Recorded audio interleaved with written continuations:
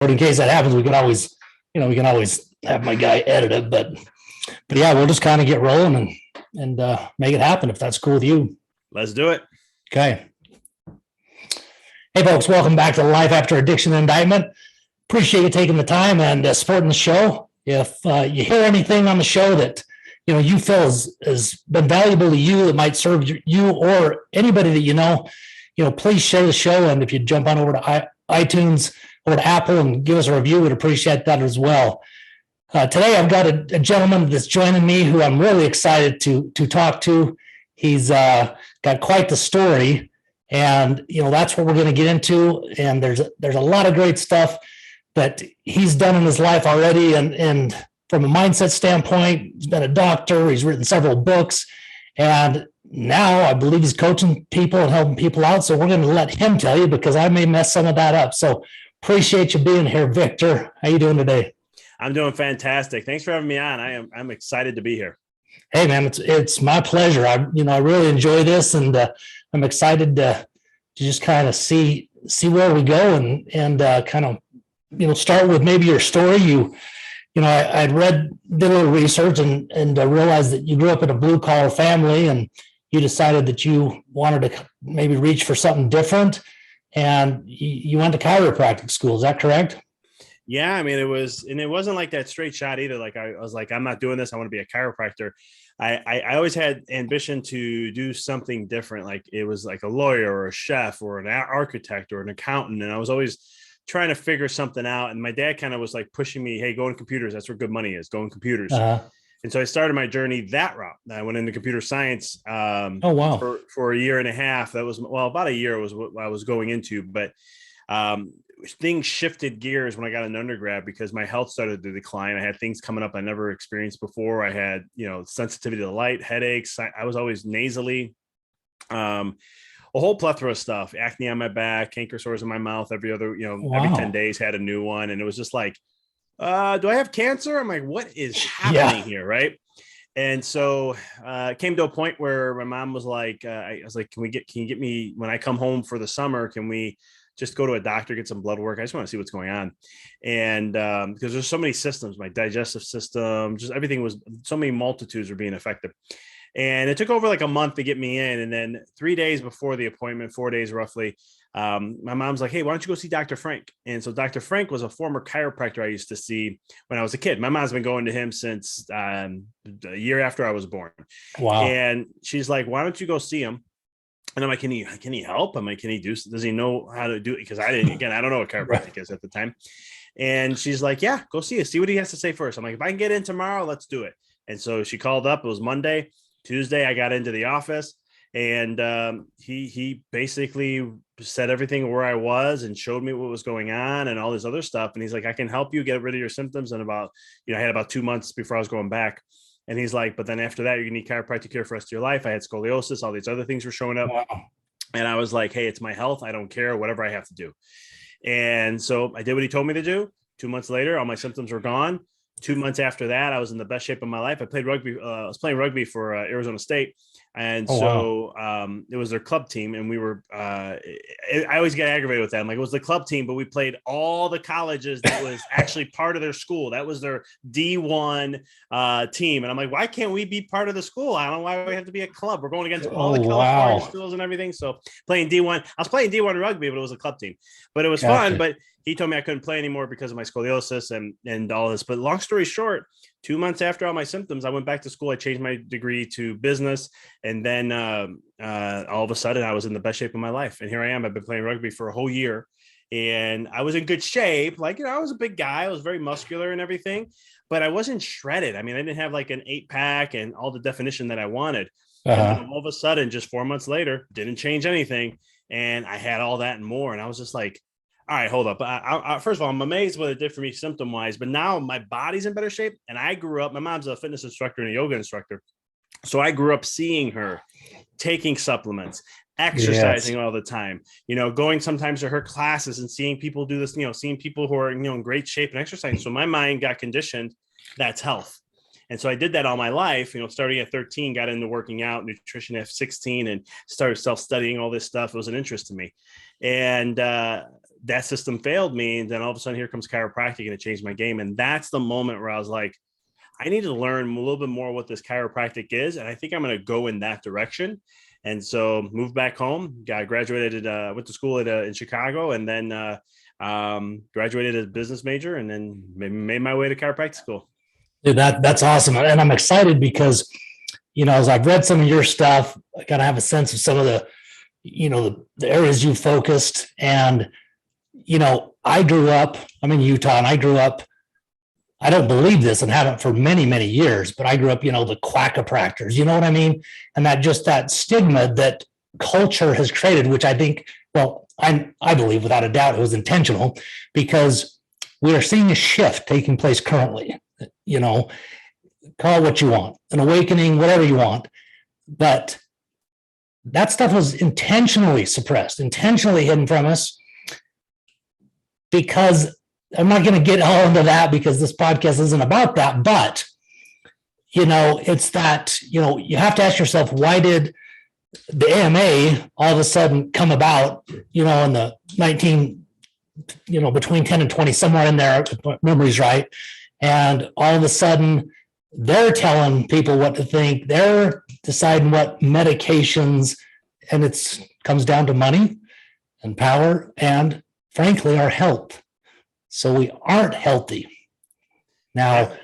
So with that said, and just hearing what you said so far, obviously some people look at chiropractors as kind of alternative.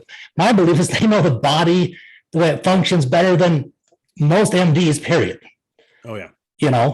And it's something that we have got to really pay attention to, because the things that and that other chiropractors that I've seen, it's a different world, and it does change the game because our body doesn't work the way we kind of are taught to. It's just take this medication when they diagnose this thing, which just masks a symptom. Typically, it never finds the cause. And then there's other side effects attached to that. But anyway, I'd love to have you kind of talk about a little bit about that, because, whether we're, entrepreneurs, business owners, or employees, it doesn't matter. Without our health, we really don't have anything. Oh, of course. Health is the first of all liberties, and it's not even a conspiracy theory. I mean, when you think of like a quack, people don't know where that comes from. Yes. And so if you look at 1960s, it was the mid to late 1960s. It was the AMA. I forgot the guy's name. I think it was Fishbone or Fishmine or whoever's the head person of it. The AMA literally created a committee called the Committee on Quackery. It was originally going to be called the Committee on Chiropractors, but that was too easy to pick out. So we'll call it quackery. Yeah. And what they did, and you guys can look this up. I always tell people this is not a conspiracy theory. This is 100% factual. Actually, the chiropractor who created the case, Dr. Wilkes, he literally just passed away a couple months ago, or a month or two ago. And there was someone who actually came out and helped chiropractors. They were feeding us information and saying, hey, they have a committee called the Committee on Quackery. And this is what they're trying to abolish and get rid of you guys. And the reason why the medical system has been against chiropractors since day one. Yeah. Day one. The founder was a big guy. D.D. Palmer was somebody who wanted to show how, hey, you don't need medicine. You don't need this. Here's what you can do to take care of your health. I mean, he built his whole business of collecting walkers and wheelchairs and canes. And he would just fill up one room. Once that was done, he said, okay, I got to run another room now to fill up this one to show people that you can actually claim your health. Yes. And so, but long story short, the 1974 is when the case happened and chiropractors won. We were able to support and show they were coming against us and trying to get rid of us and slander us and all that stuff. The AMA fought until I believe it was 1994. And the Supreme Court finally said, you lost. They had all the evidence to prove. They fought it for 20 years. Unreal. And yeah. So here it is. But that's why when people say quack, they don't even know why they're saying that, unfortunately. But chiropractic's in its own realm. It's not. We are the biggest threat to big pharma. Exactly. There's studies that come out and show in a 7-year study, if you're under chiropractic care, you went through the regular regimen and then you get maintenance and wellness with a chiropractor, you have a reduction of prescription drugs by up to 85%. Just think I believe that 100%. That's a huge industry, especially in America. Dude, that energy runs the world. Yeah. So you think about that for a second, and that's 85%. Yet in America, we consume over 75% of the world's prescription drugs. Yes. We only make 5% of the world's population. So it's not, again, I always tell people, this is not conspiracy. This is all stats. This is factual information. But chiropractors, we're trained. We're the way things are moving, what is happening in the world today. We're getting sicker and sicker as a society. Yep. We are more stressed. We have more mental health issues. We have all these things going on. There is only one profession. And I'm not saying this because I'm a chiropractor. I studied, not only as a chiropractor, I studied energy medicine and other techniques. I've studied Eastern Oriental medicine, herbals and nutrition and a lot of different stuff. So I'm coming from a multitude of backgrounds. Chiropractic is the leading thing that addresses all of it. Because if you think about health, if we want to just sum up health in general, think about this. If an individual or an organism, and I'm asking you this question, if an organism cannot adapt to its environment, what happens to it? It's not going to survive. It dies, right? It's eventually going to wean off and die. So wither away. The essence of what chiropractors do is we don't go and change the environment. This is why we're not alternative. There's no such thing. The word alternative is, again, it's a play on words, right? That's right. We're going to call it alternative. So that way, if you think you're going to go to a chiropractor, well, we can do the same thing. It's an alternative way. You're getting to the same result. And we're not doing that at all. Like it's not alternative in any way. It's like you take an alternative route to get the same destination, right? Yeah. We're not going in that direction. We're going in a whole different direction altogether. But what chiropractors do, and the main essence of what we do, is just help individuals adapt to their environment. We don't give a drug to change the environment so that it can fit us. Just like with COVID, it's the same thing. Like what was the recommendations? You take certain remdesivir, you're taking vaccines that are pushing all these things. I'm not saying anything right or wrong to them. That's your own. Do up your own research on that. But what I am saying, I'll say plenty about it, but we won't go there. We'll go to my other podcast for that. Yeah. But the key thing is, right, that there's that side, right? Oh, I'm weak, I'm vulnerable, I'm susceptible. Yes. There's no such thing as an immune system. Chiropractors, no. There is an immune system. We help the body adapt to any environment, not just one or the other. And so the goal is to give you the best opportunity to adapt as best as you possibly can. And when you do that, that is true health, because you're vibrant, you're healthier. Right. Your body's getting all the information. Your brain's getting information that it needs and perceiving things properly. And when it does that, the body knows what it needs to do.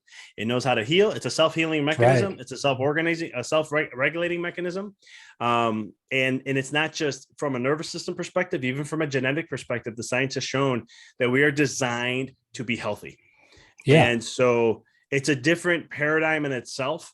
I used to teach my patients this on day one, like when they come to my office and whatever they have going on. I was a big pediatric chiropractor, so even with kids and stuff. Oh, cool. But I would always tell the patient, I'd be like, listen, just to be clear, my job is chiropractic does not treat any condition, any illness, any symptom, or any disease. The approach of what chiropractic does is there's no adjustment to do any of those. So, and then they'll look at me and I'm like, you probably got a deer in the headlights look at me, and half the time they do. And I'll say, but here's what I do.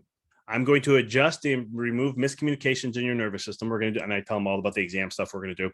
And then I say, when we remove that, better information flows to your brain. And when that happens, your body can adapt better. When that happens, your symptoms, your conditions, and your illness and your diseases, if that, will wean away on their own. And they're like, oh, I'm like, so that's how we can help you with what you have going on, but it's a process, and here's what it's going to take. And then we just go have fun and do the exam, and it's a fun process, because it's like, here's what's going on with you, and it's a whole individual experience compared to anyone else. Yeah, I just love it, because that you just, however it is, whatever it is, you just get out of balance, whether it's joints, whatever, whatever. But because really, when it comes down to it, and once again, this isn't necessarily the topic that I want to really focus on, but we're just energy. And I've always, as a kid, for some reason, I had this just thought and belief, even though I didn't really pursue it, but I always I just believed that there's no way that we were put on this planet if we didn't have everything provided on the planet that we needed to survive and to take care of ourselves from a health standpoint and nutritional standpoint. And, that's obviously proving to be the case more and more. And it's, coming out more and more as of late, and going to continue, I believe. And so it's really kind of, to me, it's neat. So like I said, I'm excited to have you here, to get that background, but, also to talk about, where you have gone since, what you're doing along with that. You obviously said you went to school for business as well. And, what else are you doing? And what are the books that you've written been about, that maybe from a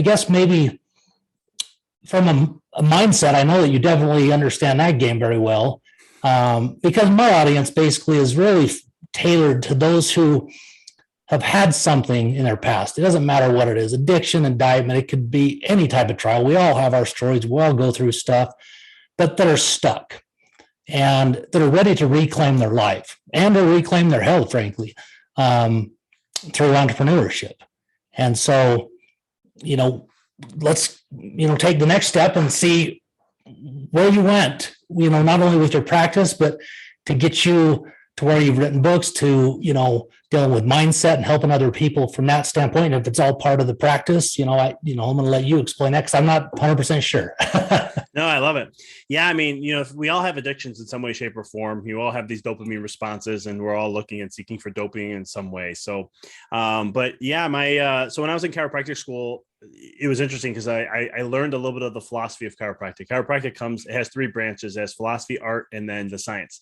So we have the science, like studies and stuff of what chiropractic can do and what's the benefits and all that. We have the art, which is our adjusting techniques of how we have over 360 different ones that help individuals to, it all does the same thing. They all work. It's just which one is yours that you like.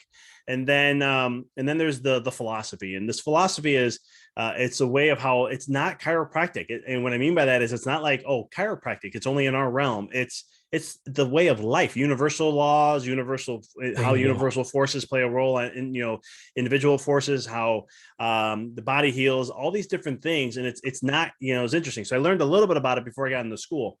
But when I got to school, what happens in chiropractic school is you learn just like a medical doctor for the first year and a half. We're taking all the same classes they do. There's no difference. It's after that year and a half is when we start to branch off in our way and they do theirs. Okay. But what happened is I loved the philosophy. It like fed my soul. But then I go to school and it's just black and white, microbiology, histology, physiology. Embryology was cool because I really started to appreciate nature more with that. But it was just like all these sciences we had to take that are never going to be needed in what I do. But I was like, man, I could just I didn't want to become a medical doctor. Why, so I started looking elsewhere as I was going through. I'm like, I have to go through this, so I'm going to do it. But I want to understand the depth of healing, and I wanted to find something that can teach me or show me that philosophy and feed into that plus everything else. And that's when I started studying energy medicine. And that was a whole door, because the founder, D.D. Palmer, used to talk a lot about tone, and tone is the tone of the nervous system. Now, the way I interpret his work is tone is vibration. I was going to say frequency, vibration. Yeah, that's it. And he was big into that. He was a magnetic healer before he created chiropractic. And so he understood the tone. I'm almost 99% sure he was talking about it from a frequency standpoint, a vibration standpoint. And so, but long story short, I want to understand the depths of all that. So I went into energy medicine. I studied about 10 to 12 different techniques over the course of my time in chiropractic school. This is not with the school. This is outside school. Right. Became a Reiki master and trainer. I started spirituality, truth. Yeah. I wanted to, I might be coming to Knoxville just to come, get some work done. It's one of this stuff just fascinates me as of the last couple of years, Oh, it's amazing. And so it was one of those things where I really, really wanted to understand the graph. So I started studying spirituality and universal laws and all this other stuff. And I had a young thirst to understand how this game called life works. It was always something I had as a kid because I saw what my life was and I did not want to have that. And I was like, I didn't know how to do it, but I was like, maybe there's something there that we can, I can figure out along the way. And universal laws really spoke to my heart. Spirituality, I'm very big into spirituality. And spiritual truth, ancient wisdom, stuff like that. So that's chiropractic school. I graduate and I was stuck into the conditioning of how what it is to be the successful chiropractor. Because if you remember, I grew up in a blue collar family, financial hardships, and parents making paycheck to paycheck, and I saw the struggles there. And it's not just them in our community we grew up. I saw it, and it was one of those things. I was like, I'm doing whatever it takes. I was just this driver type A personality person. So I'm like, whatever success is, who are the best entrepreneurs saying what do I have to do to get there? I'm doing it. So I went hardcore for 5 years. I hit my pinnacle peak financially at 5 years, and I was unhappy, unfulfilled. Everything I thought it was going to be, it wasn't. Like I was like, I'm still stressed out. I'm still worrying about things. I don't even have to worry about things financially. And yet here I am worrying about these things. And so I did a little bit of some soul seeking and revamping. And I said, you know what? I started to realize how conditioned I was. I started talking about conditioning around that time. And I was like, man, I got conditioned about what I thought successful chiropractor is. I got conditioned here. And I was just like, I'm not even leading my life. This is not my life. This is not what I thought it was. And so I revamped everything. I went, we started letting go of patients that didn't fit our practice and our ideals of what we wanted to have. I wanted to have a family wellness, a lifestyle type practice. And so people who were coming in for pain only came when they were feeling in pain. Before, I had a coach that told me just serve wherever they are, meet where they are. Yeah. It's not about what you want. So I was like, you know what? Okay, fine. But that mentality I had to let go, because I was like, you know what? Hold up. They can do that. And then they're coming back. They have other things coming up. Things change over. They never get the results. They're never getting to the point of it's like, holy cow, this is so cool how it changed. That wasn't fun for me. It was actually, that wasn't fulfilling. I wanted to see the massive changes, not for my own benefit, not from like to prove that look what we did. I wanted to see it. Right. I'm putting this energy in. I'm putting a lot of effort here. I want to see change. I want to be really committed with that. So we changed the whole practice. We went pediatric focus because, kids are just getting sicker and sicker. That's a demographic that's really, really just getting worse and worse. And I saw the research and I was like, you know what, this is something I've always wanted to do. And I'm going to go full in on this. So we went into pediatrics and pregnancy. We became a lifestyle practice more. We took a 40% financial hit and we regrouped. But what I did different this time is I was dictating my success. I threw out my consult forms of what I followed and what I was supposed to. I just went in and had a conversation with a person. I had to do certain things just because if they had insurance or something, I had to make sure I had that info. But other than that, it was just connecting. And I just ran the office like I did. I had students shadow me and they want to see my reports. And I'd be like, it's going to be very, not really that structured. It's a flow thing. You know what I mean? I'm like, come on and see. And they're like, why did you ask that question? And why this? And I'm like, it just came in the moment. And they're like, how did you? I'm like, it just came in the moment. Why'd you use that analogy? How did you know? I have no idea. And they're like, this stinks. We can't really learn here. I'm like, no, you can. The biggest thing you can learn is the most powerful thing I think we all need to learn is, we're in this rat race and you became aware that you were following the model, for chiropractic typical model.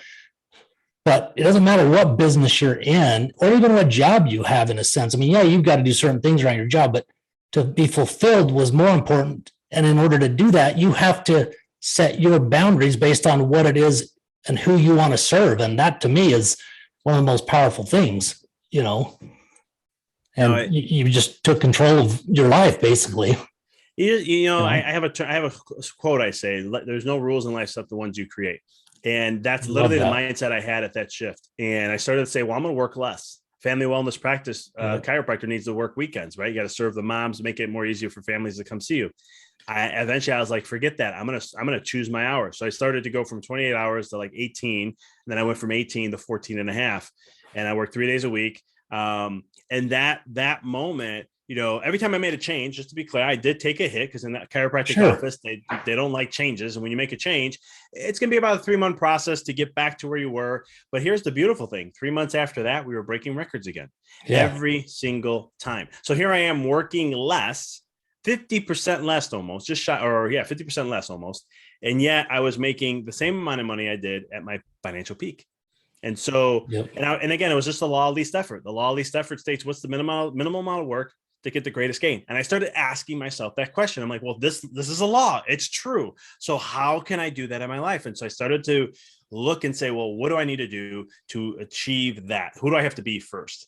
And then I was like, it's present moment consciousness. You just got to be right there with the patient at the moment. I don't have to spend so much time. How can I shorten the time, but be way more impactful in what I do? And I just started playing with this. It wasn't like an instant thing. It was a little bit of time. We started to adapt to this new change. And, but that was it. But that's where it allowed me to then start a podcast. It allowed me to write my first book, Rediscover Your Greatness. And then 6 months after writing my book and starting my podcast, I started doing coaching. And the reason why I got into coaching was I was tired of hearing what to think rather than how to think. And that's that's how society is. I love it. That's 100%. Here's the 3 things you need to do this. Here's the 5 things you need to do here. Or you get a program and it's all cookie cutter. And I was like, I'm tired of that info. The second thing I was tired of is in the self-help, personal development, the top entrepreneurs and some of the top motivational speakers were saying, you got to put the sweat equity, you got to grind, you got to hustle. I hate that word, the grind. Yeah. Right. Yeah.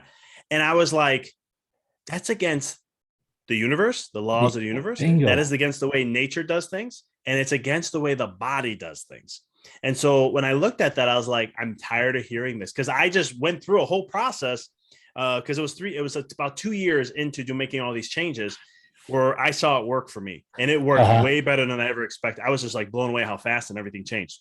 From that moment, I was like, so I have proof, right? I have some proof. I haven't coached anybody yet, but I've been coaching patients over time. And I'm like, but I have this track record of what I just done for myself. And I have a system that I could put together.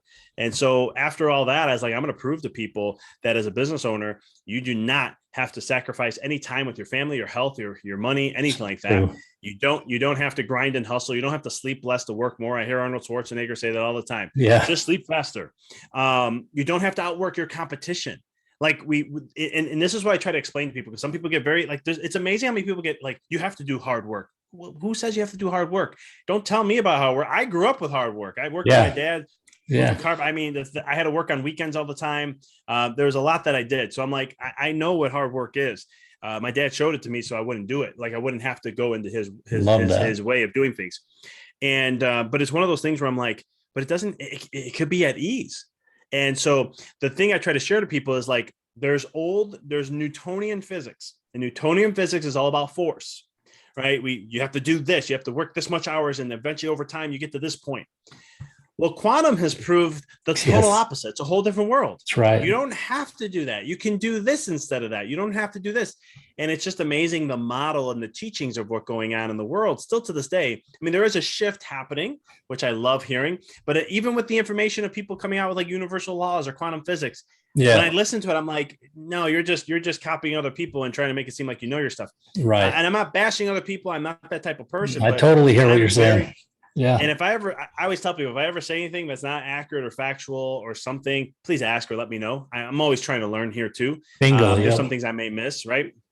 It's the same thing I told my patients. I'm like, always challenge and ask the question why. That is the most important thing right there. I mean, we're conditioned not to challenge anything, especially authority or people in positions. And we have to be able to challenge and ask questions. That's the only way that we're going to start thinking for ourselves, No, totally. And I just said, anytime a doctor says anything, you ask that question, why? And I said, and here's the thing, I'm a doctor also, so I'm telling you the same thing to do to me. And they would just look at me, and I'm like, I am dead serious. How many docs that would say that? I know that for sure. I love that. Because I tell them, I said that I tell them straightforward. Sometimes they'll ask, why you like that? I said, well, this is called a practice. So I'm practicing. So at the same token, I'm honing my skills every single day to get better. There are things I may slip up. There may things I may say that's not 100%, or I may miss something. It doesn't happen often. I can tell you that right now, but it can happen. And as a patient, I would appreciate if you just do that with me. So that way you and I together, we're working together to have you live your best potential. I love that. And it's the same in coaching and the same in everything else I do. It's one of those things where, I've taken everything I've done in my chiropractic realm and I just bring it into coaching, because it's a holistic approach. It's not like I do business coaching. I help people, business owners. My marketing is all about how you can double your profits and not sacrifice all these things. Right. But when you come into my world of coaching, money is the last thing we're going to discuss. I'm going to look at relationships. I'm going to look at your health. We're going to look at not health in the sense of like a chiropractor or nutritionally. Right. Just what are you doing to challenge yourself? It's more simple than it's just that simple. What's your mindset? What are you doing to challenge it? And then what's your mission? What's your purpose and mission in life? And how are you serving that? So these are the visions I work with on people. And then the last one's money. And I always tell them, you get the first four right, the way things work, how energy works, how vibration works, law of attraction, law of manifestation, all those things. If you get the first four right, the fifth one will always come automatic. So it true. Always does. Because in my journey, my first 5 years was all about how can I grow my impact and make more money to show myself to be successful, right? Based on the conditioning of what I was told. Guilty. Everyone has it. Everyone goes through it in some way, shape, or form, right? It's just like money just buys happiness, right? And it's like money doesn't buy happiness. It's been proven scientifically. Yep. And some people will throw I did this on a video one time, and it was amazing. I always get a little bit of a bite back, and I don't mind those because it helps me redefine, make sure I can be better at my explanations. And but someone was like, no, that's only people with money say that. And I was like, yep, I believe that limiting belief too. Yeah. At one point. But when I got there, I wasn't happy. But what's interesting is then I shifted my focus to being financially successful, and I focused on things that mattered more. What was my purpose? What feeds my soul? What can I walk away from this life and I'll be richer than what anything money can ever do? And when I shifted my focus there, because like working with kids and working with a mom who has a child who's been suffering, and the mom's not getting sleep, dad's not getting sleep, they're fighting, they don't know how to survive, that you could just see it in their eyes. Yeah, it's stress. Come to my office, got a 2-month-old, I'm right in my hands, making adjustments. In a couple of weeks, they're seeing a change. In a couple more weeks, all of a sudden the baby's smiling again. And a couple more weeks after that, they're like, we have our son or daughter back. This is crazy how this works. And then I could see them less and less showing the stress. I could see them looking like they're getting good night's rest now. I could see them starting to change. And it's just like that impact plays a huge role on so many factors. And that became my like vision every day. I'm like, who's the next story that I'm going to be able to help with? And it's not me. Like the thing I tell my patients too, and I tell my clients this too, because again, I'm using the same things in both realms. Where I'm like, they'll be like, oh, Dr. Vic, thank you so much for what you did. You did this for me. I'm like, no, take your power back. Yeah. I'm like, you did that. They're like, no, don't go start doing this. I'm like, no. I have no problem with compliments. Trust me. I used to have problems with them. I don't anymore. Yes. Because I would just push them away like, nah, and I'll just blow it off. Same here. But the thing is, I look at them and I tell them, here's the thing. I'm only a facilitator. I'm probably 0.1%, if that. Like, it was you showing up. It was you being this. And I walk them through. Same thing with clients when they're like, man, doc, I never thought I can do this. And, I had all these limiting beliefs and I thought I could never believe in myself, my low self-worth. I had all these old programming stuff. And look what you just helped me. And I'm like, no, you showed up. You did this. You were committed. You did the work. You were coachable. I'm like, it's way easier for me to see that transformation. And it's like I tell my patients all the time, and I told clients all the time, those who get the best results are consistent and committed. It's just the way it works. It worked like that in my chiropractic office. It works like that in my coaching business, where I tell them, as long as you show up, you're committed and you're consistent, it's just going to work out. It's going to happen. We're going to get there. Some way, somehow we're going to get there. And the same thing in chiropractic. It's like, because when you're putting so much good input, eventually things are going to change. That's just neurology. And so it's the same concept here. We keep putting good stuff and working on the stuff that's holding you back. Eventually that's going to shift. And once it does, it's like a whole new world opens up. Love that. There's things that we've hit on that now things have changed in the world and some things have been intentional and whatnot, but what would you describe the matrix to be? Love this. So the matrix it's very simple. It is just the human collective consciousness. And for those who know what that is, don't know what that is. That is just, if you take every pressing thought, every pressing emotion of every human being in the world and how they see the world, that is the vibration that makes up the totality of humanity. That is the human experience right now, right? And we look at that. Now that's the main matrix. But then you have sub matrices, which are like North America, Africa, Australia. Then you have the states and countries underneath. And if we break the matrix all the sub matrices down, the one that comes down one person, which is you, which is me, you, and everyone else, we all make up the matrix in that realm. And so that's the essence of the matrix. And it's always vibrating at a certain frequency, because it's always the average of everybody that exists in this world. And everyone that's playing in this game called life, or this Earth experience, or Earth University, as I like to call it. And that sets the tone for things and sets the tone for stuff. And it's not a bad thing. Some people think the Matrix is like a bad thing, like when you think of the movie. And I'm like, it's not. It just is. Just like Earth has its own matrix. The solar planets, the solar system has its own matrix. The whole universe has its own matrix. Monkeys have their own matrix. It's in everything.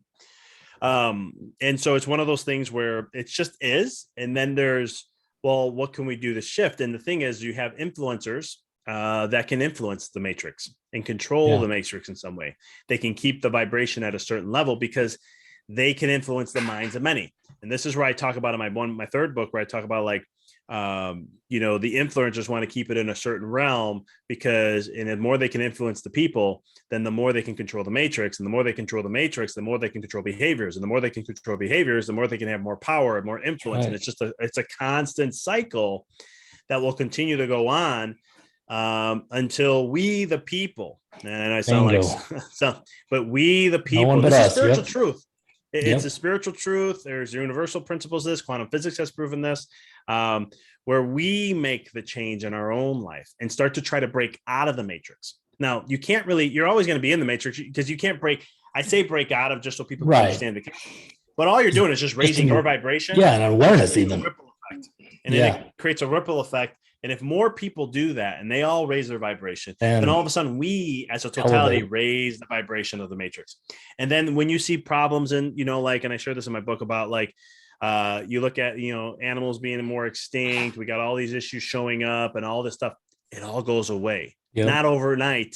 It takes time because there's time, space continuum of what we live in, but it will go away because when you raise the vibration and we get it over a certain threshold, now we're all of a sudden supporting life. And so everything, people's ingenuity, the geniuses that are out there and the scientists that are out there are going to come up with things that are actually going to help support life, like cleaning our oceans and coming out with more biodegradable plastics, or using free energy, which came out in 1901 when Nikola Tesla. That's a whole nother conversation. Exactly. But I bring that up in my book because I want to like wake people up to this. Like this free energy stuff has been around for a very long time. Exactly. But there's other things that are out there, and then what happens is when we raise the vibration, the powers of be can't control it anymore. They can't influence it. They can't suppress those things because as we raise, as the humans, you know, the matrix, as all of us together do this, then all of a sudden, that no matter how much they suppress, something is going to happen. It's just how the universe works. Something will give to where it's going to allow for us to move to that next level. You're going to hear about, you know, health is going to drastically change. Our soil will be replenished and remineralized. The air will be cleaned in a proper way. Like all these things will happen. And everyone's like, oh, that's a utopia type feel.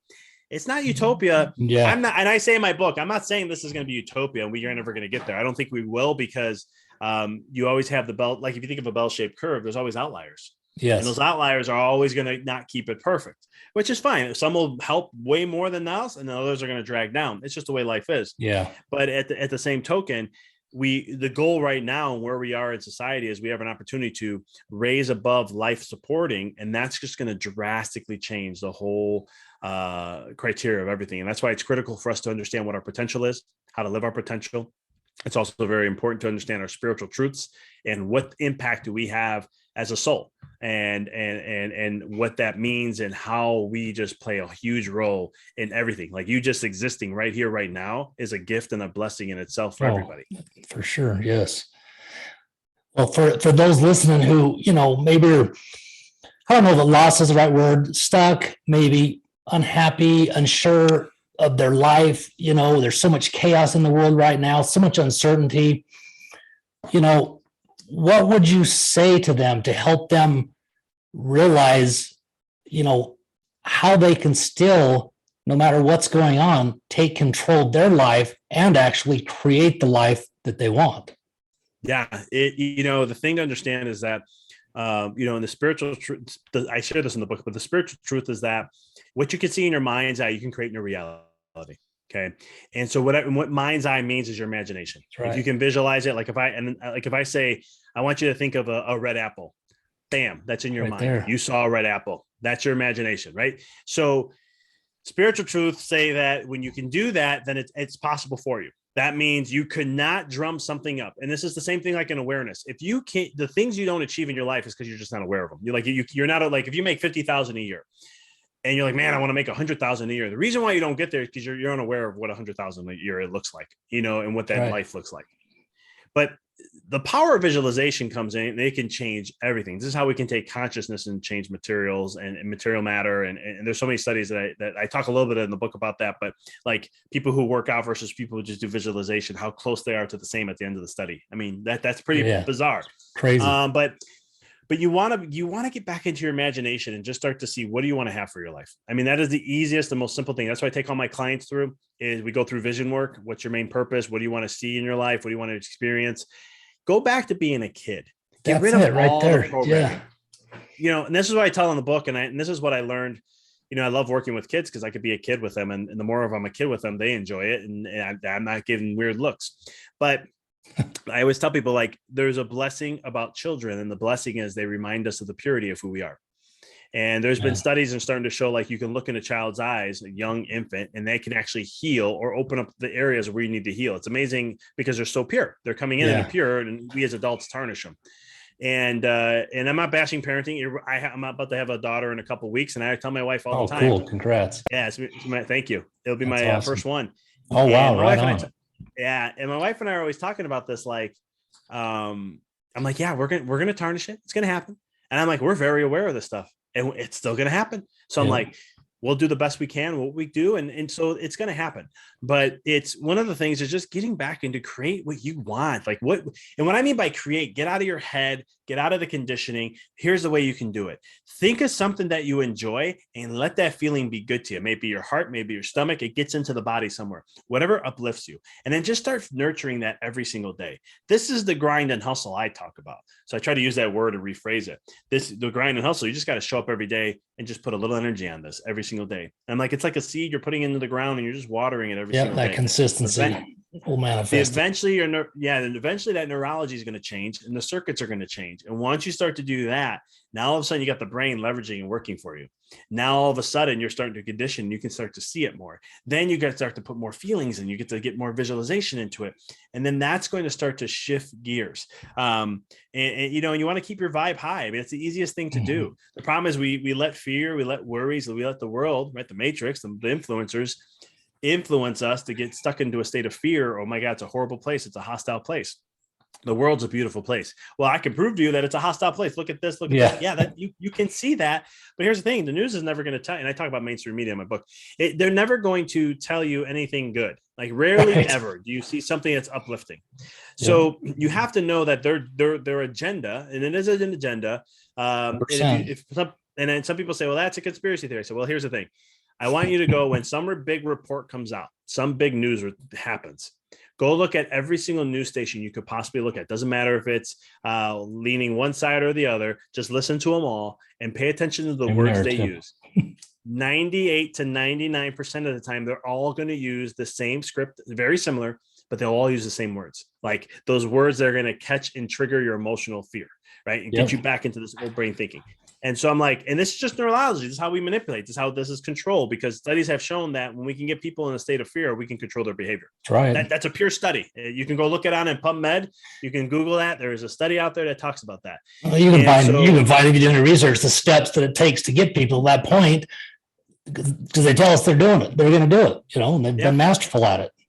Yeah. It was funny. Like when COVID was happening, one of my best friends, he was kind of like, how do you know these things are going to happen? How do you know the step-by-step play? I said, I'll show you the easiest one. This is a psychological thing that people don't be aware of. When they bring something up, it doesn't matter if they're saying they're going to do it or they don't have intentions at the moment. That is psychologically, it's called psychological priming, where you're priming the society that it's coming. And so even though society doesn't know it, they're mentally already thinking of it and preparing for it, even though they may not even be aware of that. Yep. And so then what happens is it's like 2 weeks to a month later, accept it. They're going to come and say, here you go. This is what's happening. And so after like being like 8 for 8, he's just like, I think I know what you're doing now. I said, well, this is only one of the ways, but here's the easiest way. And so then all of a sudden he'll be sending me reports of what they're saying. And I said, he goes, yeah, I bet you it's gonna be 2 weeks, right? And all of a sudden it was like 11 days later. He's like, holy cow. I said, I told you, man, I studied psychology. Like I wanted to know how the brain works in ways so I can understand how behaviors are and stuff. And so, but going back to the answering that question about, if they're stuck in a way, don't focus on the good vibes. And the reason why I go so much into that is because I'm trying to get you out of your head. And I want you to get into the feeling again. We don't do that as much as a kid. We did. The kid doesn't go, should I make a tea set? Should I play this? Should I do Legos? I just don't know. If they're 3, 4 years old, their left brain is not developed to do that yet. They're starting to think of things, but they're not fully there. Like a 2-year-old, they're full right brain. So they're in full play feeling mode. Yeah. Their language is that's not, left brain's not even kicking in yet. So they do whatever they enjoy. And that's how we do as a soul too. And it's like, as humans, as adults, we go, oh, this is what we have to do, right? We have to do this. I should do this. And that's all the conditioning. That's not what you're supposed to do. Yep. You're supposed to choose something you love to do and do it every single day. And if you truly love it and focus on it, it can even provide you a life that you enjoy and so much more beyond that. Oh, it's so true. I love that how you talked about how you were, working so many hours, but then you you understood things. And so you realize that if I do things this way, I'll actually might take a little bit of time, but I will get actually more results than I'm currently getting, my 28-hour weeks. And I've struggled with this throughout my life at times where, if someone's in a financial situation, they stay in that scarcity mindset to where they just, it's almost like you're handcuffed, from letting go of that and just letting go and having that faith and doing the things you've talked about for it to create, that life and that income, that they need to sustain themselves. So for the person that's fighting that, like, what would you say? Because I mean, I'm very aware of that. And I literally was talking to, one of the guys that works for one of my companies and this morning about it. And, he recognized it, but then he always has the reasons why, it's like, you got to let go of that. You're just holding yourself back. It's not easy. It's easier said than done, but you seem to have mastered it. And I love that. It is because, it's one of those things where, first off, the brain doesn't like uncertainty. Yes. It just doesn't. The brain is designed to keep you comfortable. So when you understand that, then you understand that this is why I teach my clients all about using your body as a tool, because your body is the most advanced technological system that will ever exist in the entire humanity. We'll never be able to come up with anything better or faster. And so when you think about that for a second, so when you start to get tapping in with yourself, you'll know like, oh, I'm getting this feeling. And when you start to know that feeling, that's information, because now all of a sudden you can be like, you teach your brain. This is how you leverage the mind, right? You get a feeling, you start to learn how your body feels things. When you're hitting that uncertainty, right? Like, oh man, I don't know. Like I remember when one of my coaches who was helping me through this, he's like, when I told him, when I first hired him, he was like, so what do you want your ideal work week to be? I was like, I want to work only 3.5 days a week and have weekends off. He goes, okay, when are we doing that? And I'm like, yeah, exactly. I know. He's like, no, let's do it in 2 weeks. I'm like, I was uncomfortable, right? Yeah. It's uncertainty. What's going to happen with the patients? Are they going to be upset? What's that going to be with my staff? All this stuff was going, I wasn't thinking it at the moment, but that later on, I started thinking about like, why did I get so like rejected, like so much with that intensity? Because that's resistance. And that's resistance is what's it causes all suffering, all mental suffering, all suffering, and all generality. And so, and so when you think about that, it's understanding, knowing when that's showing up, because the brain's saying, hey, we're going to unknown territory. But let me tell you, you cannot achieve what you desire in your life, what you choose, unless you go onto you get used to being uncomfortable. Because if you do not get uncomfortable, that's because uncertainty is where your goals are. Uncertainty is where your vision is. Uncertainty is where your dream life is. Go study billionaires. They're always being uncertain. They're always putting themselves in uncertainty. Some people say if you're not doing one thing every single day, that doesn't scare you in any single way, you're not growing and succeeding in life. Yeah. And so there's principles that have been told for eons about this. And the thing is that when that fear comes up, there's tools. This is how I've learned to master these kinds of things. Because don't get me wrong, I still have it. Oh yeah, I have it every single. I have it not every single day, but it shows up in my life. I have barriers I'm working through. I have my limitations. I'm human like anybody else. Yeah, we all will. The only difference is I have tools that keep me centered. So like when I feel that uncertainty come in and I'm getting that feeling, because I know exactly what it feels like in my body, and I'll be going, okay, that's fine. Let me do some breath work, or let me go meditate. Let me go jump in a cold plunge, or let me journal about this. Maybe I need to know, like, if there's emotions coming up with it, I may do some journaling because I really want to, or automatic writing, so I can really just process that a little bit more, so I can understand where's it coming from. If it triggered me in some way, because triggers are usually limiting beliefs and it's challenging them. So you want to go tap in to see, okay, when did this, great question I always teach my clients is, when did I choose this belief to serve me? And sometimes you need the answer to know when, and it'll come to you. It shows up in a picture, and then you're like, oh yeah, I can totally see it. Man, I remember that day. Holy cow. And you don't need to go to that place sometimes, but for some people they do. And then we can change that belief and then turn it around. But it's understanding that uncertainty is also known as fear. And it's going outside the capacity of what your brain has been used to handling for so long. So once you realize that this is a game and there's no harm. Now, sometimes something may come up and it's like, oh, see, I had that feeling and I went there and now look what happened. That's just feeding your limited beliefs. The universe is trying to show you, hey, you got work to do on this. We're going to keep throwing the situations and circumstances at you until you can start to work on yourself more to grow from this. And then once you do, then you get to the other side. And so that's understanding too, that like, there's nothing ever out to get you. There's nothing. I mean, there's the universe is not out to get you. God or Allah, whatever you want to call it, is not out to get you. It's here to support you. It's here to give you endless love and support in any way you need. I mean, it gives you things, even when you think, like, you could say there's no God, there's no universe, and the universe hates me. Guess what? It loves you so much that it will give you that experience to support that, because it loves you so much that it wants you to have your own experience. Love that. It's so true.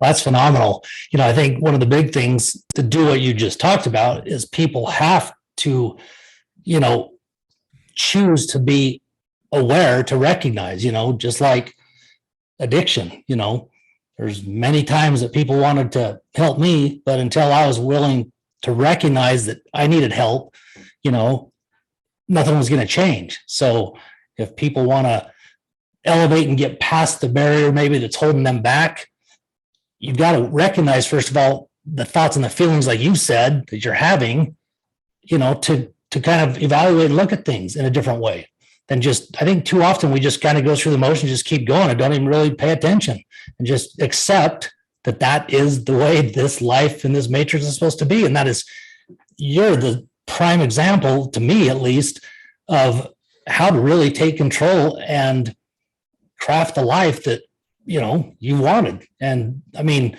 when you talk about how you know, heal a 2-month-old baby and see just that relief in the eyes of the parents and stuff. I mean, I'm not going to speak for you, but I can't imagine there's any amount of money that's more fulfilling than that. I mean, that's what it's all about, man. You know, is helping humanity, serving humanity, making a difference. And that's where, you know, that's where I always tell people, and I tell a lot of my clients, just focus your energy there. Like, I work with chiropractors too. And sometimes I'll tell them how I almost doubled my business in 1 year and did this another year and this and that. And they're like, oh man, how'd you do it? What'd you do? Facebook ads? You do this? I'm like, no, nothing. They're like, what did you do? What do you mean you didn't do nothing? I'll be like, honestly, I literally said, I saw myself and who I wanted to be in my office. I saw what the interactions I wanted to have. I saw what that felt like, what it feel like, and who I wanted to be and how I wanted to represent, how I wanted to connect with my patients, and just having this beautiful vibe of energy, seeing moms hanging out in the waiting room, all communicating with each other, having like their own little support group. I had this whole vision, and it was just, I was moving into a new office for this when this happened. And real short story, my accountant, I told her how much the rent was. She looked at me, she goes, you should have talked to me beforehand. I was like, why? She goes, you are like triple more than what I would recommend from a percentage on overhead. I said, don't worry about it. We're going to double this year. But long story short, we did. And all I did, nothing changed. Because I never did Facebook ads. I never did any, I had a referral practice. And all we focused on was just loving our people and our patients and just being there 100% for them and supporting them, and not saying, well, a doctor shouldn't spend this much time, or I shouldn't say these things, or I should be like this and not get that connected with a patient in some ways. It's like, no, I'm going to love on them, and they're my sister, they're my brother, they're my mother, they're my father. I'm going to be there for them for what they need, and I'm just going to love on them. And the ones who are here that need to be here will be here. And the ones that don't, that's fine. And if they come short-term, long-term, I don't care. I just want to love on people and serve. And so my whole intention went there. And then I'll never forget, we, you know, halfway into the year, my accountant's going, wow, you're on pace to do, you know, almost, what was that? She was like, you're getting close to almost, you know, growing, I think it was like 120% growth. And I was like, that's fine. That's great. I'm just going to keep loving. We'll talk at the end of the year and see where I'm at. And because I didn't want to get in my head, because it was easy to do that. It's like, oh yeah, look at our numbers, look at this. And I was like, nope. I just want to love. And so I teach a lot of chiropractors that, and sometimes it's hard for them to see it, but when they get it though, it's fascinating, because then they're like, I'm not thinking about my business and numbers. I'm not thinking about this. And yet my relationships are getting better. My business is growing. Patients are referring. People are getting better quicker. And I'll be going, how's that feel? Is that a different experience? And like, how is this all? I'm like, don't ask the how. You're interrupting it. Just keep being the person you're being. Keep visualizing. I always tell them, pay attention to that feeling and just try to create that feeling more and more in your office. Because when we can do this in life, it doesn't have to be a chiropractor. You can think it in your business. You can do it in your career. You can do it. I share stories of like someone who was collecting garbage and they hated their job. They didn't love it. The pay was good, but they didn't see a purpose. And then all of a sudden I was like, what if they just shifted their gear and they looked at their vision, and their vision is to try to make life easier for people and try to keep the world, a cleaner place or something along those lines. And then if they saw that, then all of a sudden they go, oh crap, what I'm doing does that. Right? People don't have to worry about where they're going to put their garbage. I collect that for them and get it out of their way so they can keep their houses clean and so forth. And it makes their life easier. And I said, once you can connect all those purposes, now all of a sudden you have inspiration. You don't need motivation. Yeah. And you continue to move forward in your life in that way. Well, that's beautiful. Well, man, Dr. Vic, I sure appreciate your time, man. This has been great. And I've already thought of people. It'll probably be about 4 weeks till this drops, but I've already thought of a couple people. I'm going to use this, because one, I talked to literally about this exact thing this morning.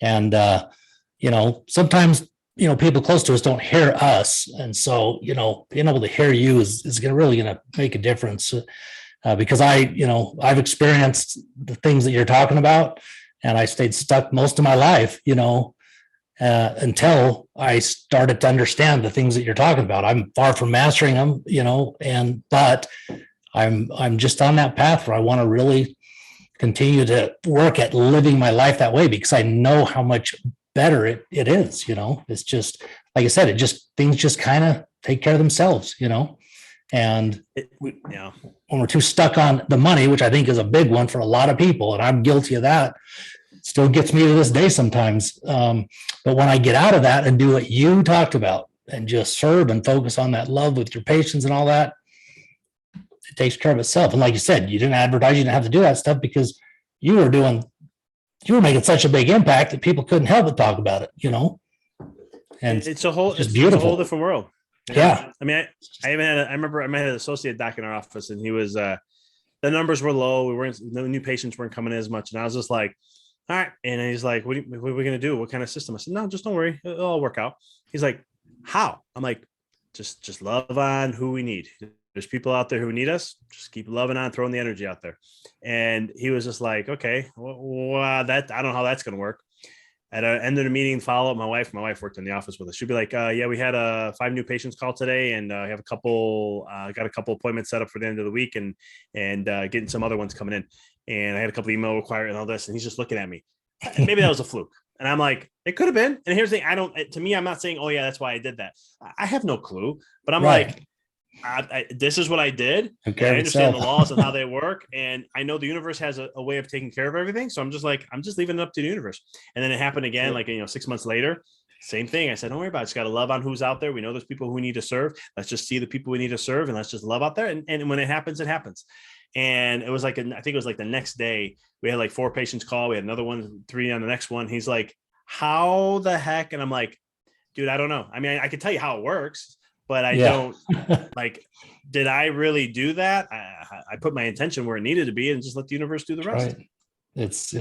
It's fascinating, but it's so true. And it's something that, I don't know. It's the coolest thing. It really is. Because like I say, it was about 5 years ago that I really bought into this and started practicing it, and I have this conscious self-creation statement I say every morning, and it wasn't 3 years later that everything that I literally discussed with 2 things had manifested in my life. It's incredible, but it's beautiful. And, we don't need to stress as much as we do, and we don't need to stay stuck. We just got to have that faith, and like you say, do that consistent little bit of work, that consistency pays off. It's just the compound effect. I've said it many times on this show, a little bit every day.